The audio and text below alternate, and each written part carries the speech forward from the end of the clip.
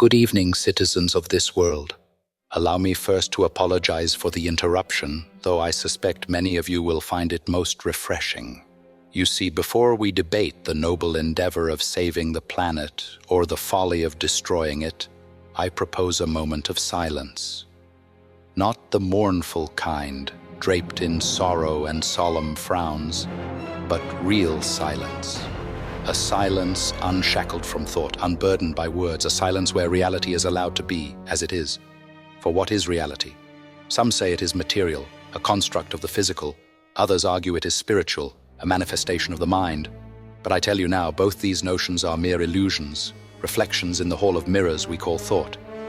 The real world is neither words nor ideas, it simply is.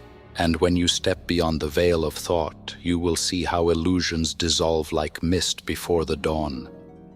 Permit me then to expose a few of these illusions, for they hold you captive more tightly than any chain. Consider money a useful fiction, a measure of wealth as inches measure length. Yet who among you has ever feasted upon a banknote? Who has found solace in the embrace of stock certificates on a cold night? Money, you see, is not wealth, merely a shadow of it. And yet we have been conditioned to crave the shadow more than the substance, as though possession alone could feed the soul. And what of identity, the fragile construct you call self?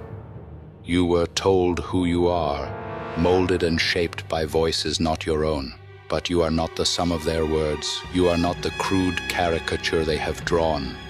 And yet you suffer, trapped in the prison of this borrowed identity, trembling before the specter of death. But tell me, what is it you truly fear? Is it oblivion? Or is it the whispers of those who remain, condemning your absence with pity-laden tongues? Then there is time, that ever-fleeting specter that haunts your waking hours. You lament its scarcity, declare you have none, and yet you squander the only thing you truly possess, the present. You glance at your watches, seeking solace in a sliver-thin line dividing past from future, never realizing that the present is all there ever was and all there ever will be. And yet you live as prisoners of the past, casting blame like stones, passing the burden from hand to hand, as though history itself had shackled you. But here is the truth they do not wish you to see. The past does not drive the present any more than the wake propels the ship. No, the past is not the architect of your fate. You are right here, right now. And perhaps that is the most dangerous truth of all. For to acknowledge it is to recognize your power.